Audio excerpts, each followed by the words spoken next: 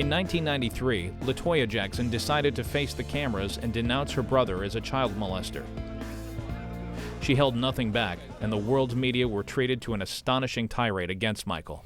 Well, I must tell you that this is very difficult for me, that Michael is my brother. I love him a great deal, but I cannot and I will not be a silent collaborator of his crimes against small, innocent children. And if I remain silent, then that means that I feel the guilt and the humiliation that these children are feeling, and I think it's very wrong. All of us, in times of adversity, would look to our family to support us and to nurture us and to help us through these difficult times.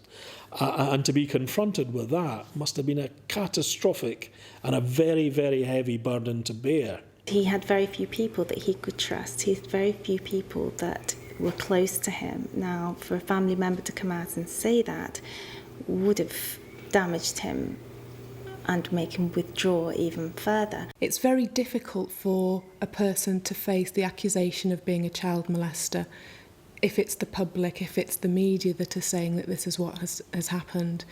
For a family member to be saying that this is what has happened, I would imagine that would be heartbreaking.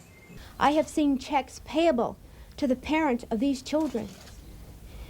And I don't know if these children were apparently bought to the parents by Michael or not. But I have seen these checks. And I've seen these checks through my mother. She's shown me these checks that Michael have written to these children, and it's for a great amount. And I'm not speaking pennies. The sums are a very, very large amount. And this is my first time talking about it, and I never want to speak about it. I never want to say anything about it. But I think it's sad because I am a victim myself, and I know what it feels like. And these kids are going to be scarred for the rest of their life, and I don't want to see any more innocent small children being affected this way. I love Michael very dearly, but I feel even more sorry for these children because they don't have a life anymore. They don't. I think, unfortunately, it is something that he had become accustomed to from quite a young age. He was 7 of 9 children, so he's used to have to fight his way out of these things. But having said that, for a family member to come out in the public and speak out against you like that would be incredibly damaging. Now you stop and you think for 1 second and you tell me what 35-year-old man is going to take a little boy and stay with him for 30 days and take another boy and stay with him for 5 days in a room and never leave the room. How many would take little kids and do that are 9, 10, 11 years old? I love my brother, but it's wrong. I don't want to see these kids hurt. I've been hurt by it too. My father molested me sexually, and I don't like it. I don't like the way it feels. And to this day, this is my husband, and he can vouch for this. I will not have a relationship with him because of that. But I love him dearly, but I cannot. Perhaps one day I will come to terms with it, and I will be able to. But for now, I can't do it. And that's what I don't want to see happen to these little kids, because I know what it feels like in the heart. And it's a very sad situation. It really is. You have no idea what it feels like. This has been going on since 1981. There's been 2 major kidnap attempts on LaToya that were stopped, that were paid and financed by Michael Jackson. Eventually, Michael and LaToya were reconciled, and peace was restored.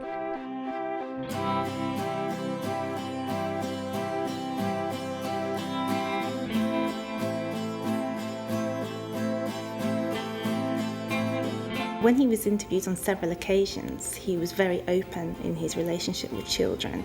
Now, whether that was done as some kind of guise to the actual situation, I'm not sure, but my opinion would be that, yes, his want to be with children was innocent. It was a chance for him to get back the childhood that he lost. I just think that the focus just shifted a lot. So he was just a victim of people's trying to bring him down, I guess. He didn't understand that sleeping with children wasn't the right thing to do. He just saw it as being a bit of a boy time thing, and he was having friends round to stay. And people, normally what people don't understand, they tend to, call it something else, or, he was just different. He was just weird, but he was Michael Jackson. And he felt a certain affinity to children like he did with animals, in the respect that they didn't judge him. Most of the time they wouldn't. He could trust them.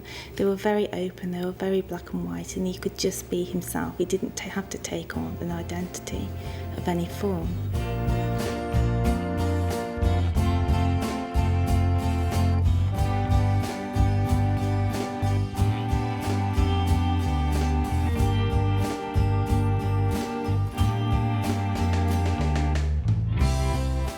I think the press and the media probably has a lot to answer for. He was tried under a court of law and found not guilty, and so for me that means that he was not guilty. The fact that he was subsequently cleared by a court of law must have lifted a huge weight from his shoulders.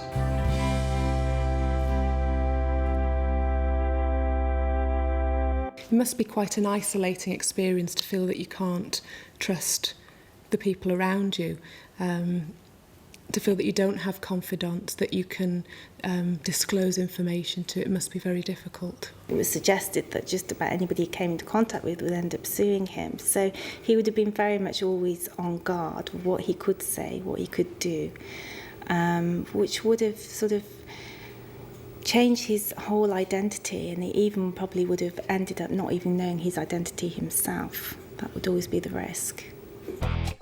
In the late 80s, the whole structure of Michael's face appeared to change. It has been speculated that he underwent frequent nasal surgery, a forehead lift, thinned lips, and cheekbone enhancement.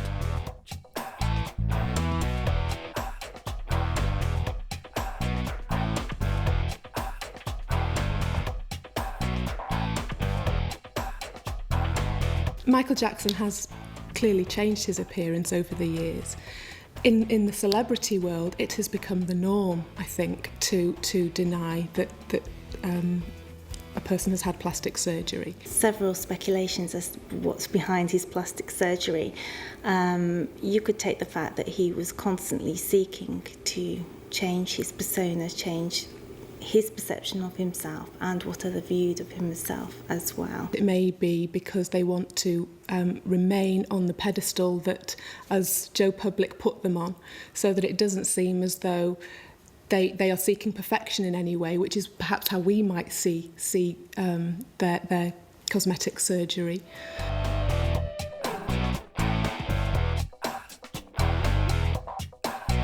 If he was constantly seeking something that wasn't right in his life, it was almost like an unmet need. Something wasn't right, so he would go and have something fixed. He would come back and still there'd be something there that wasn't right in his life, and he would go back and try and reinvent. There is a term for this, which is body dysmorphic disorder. It could have been something about control, about you spoke about not having the ability to trust others in his life, control taken from him very much from the media. So that could have been an aspect of that as well. It was something that he could do and he could keep to himself, and he had full control over it. These alterations were accompanied by a period of severe weight loss, which led to the inevitable speculations that Michael Jackson was anorexic.